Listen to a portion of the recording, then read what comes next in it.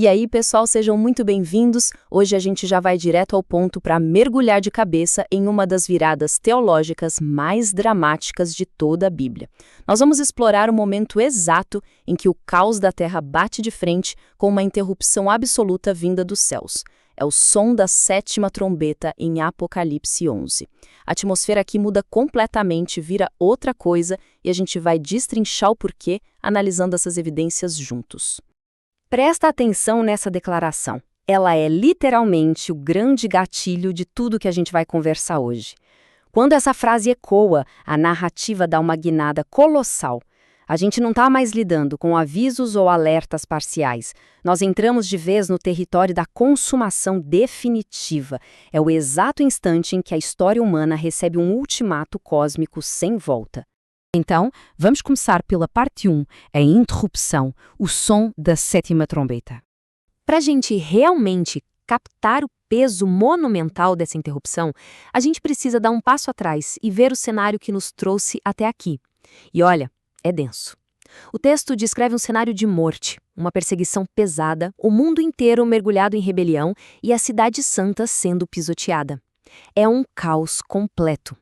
E a progressão disso é clara como a luz do dia. Primeiro, vem a abertura dos selos. Depois, guerras e fome. Em seguida, as trombetas anteriores começam a tocar trazendo tormento e mostrando o quanto o coração humano consegue ser duro. Parecia que o mundo estava em queda livre. E aí, bem no auge dessa escalada de tensão na Terra, o céu simplesmente interrompe a narrativa. O que nos leva à parte 2, o conflito histórico, o conflito dos reinos. Porque, convenhamos, essa declaração da sétima trombeta não cai de paraquedas na história, né?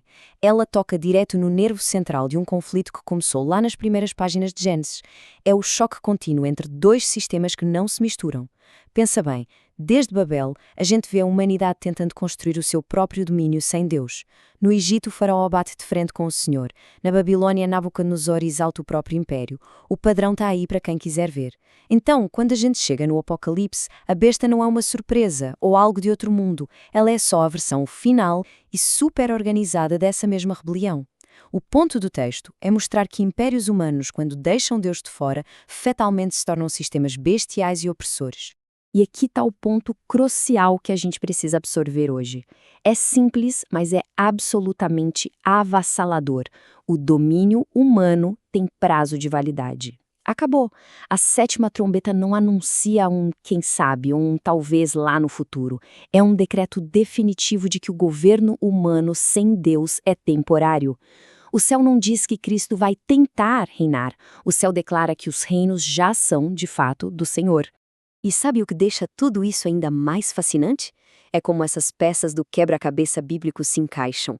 Esse texto é o eco direto da profecia lá de Daniel 2. Lembra? Aquela estátua gigante que representava os impérios humanos e que é destruída por uma pedra que ninguém tocou? Aquilo era Deus levantando um reino indestrutível. Agora, aqui em Apocalipse 11, essa pedra finalmente cumpre o seu papel.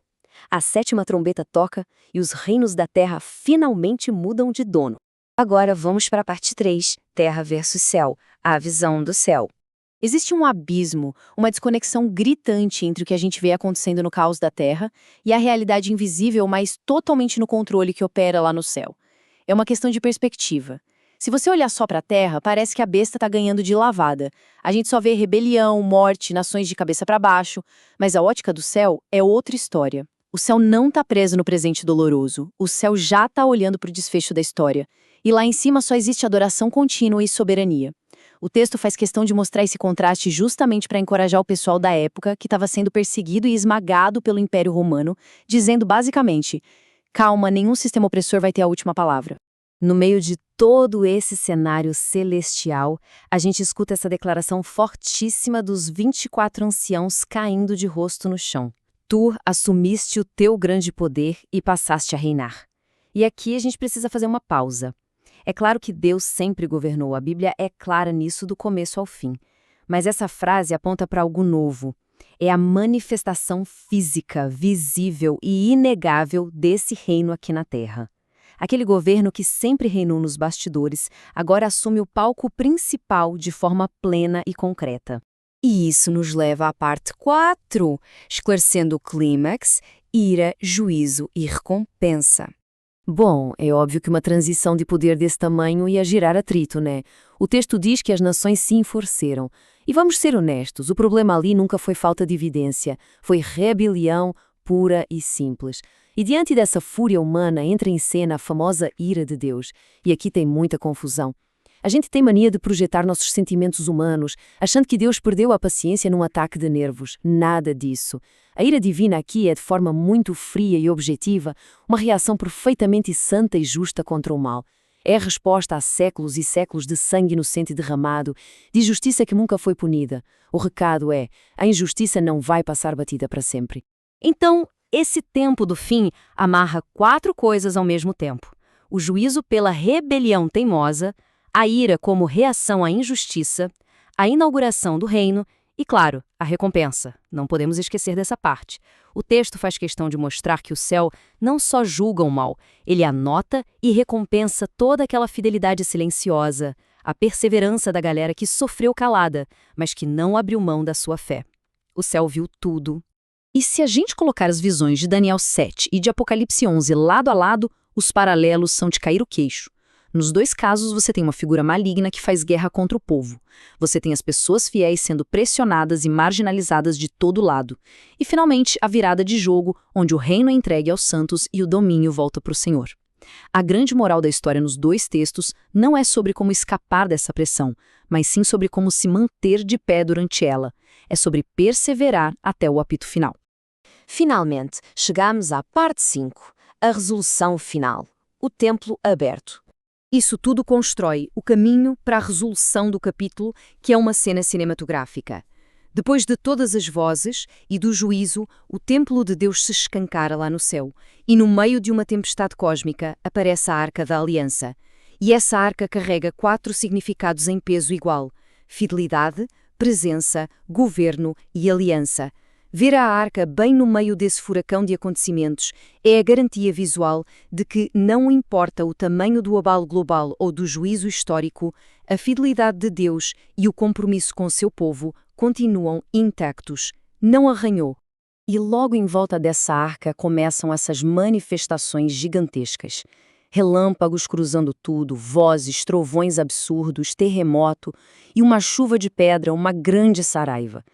Dentro daquela linguagem simbólica que a Bíblia usa tanto, a gente sabe que isso não é a previsão do tempo. São símbolos reais de que a presença divina está ali, o trono está em movimento e a história está caminhando a passos largos para o seu grande final. No fim das contas, a 7ª trombeta toca para martelar uma verdade inegociável na nossa cabeça. A história humana não vai acabar nas mãos dos sistemas corrompidos e da besta. Ela vai terminar nas mãos do Cordeiro.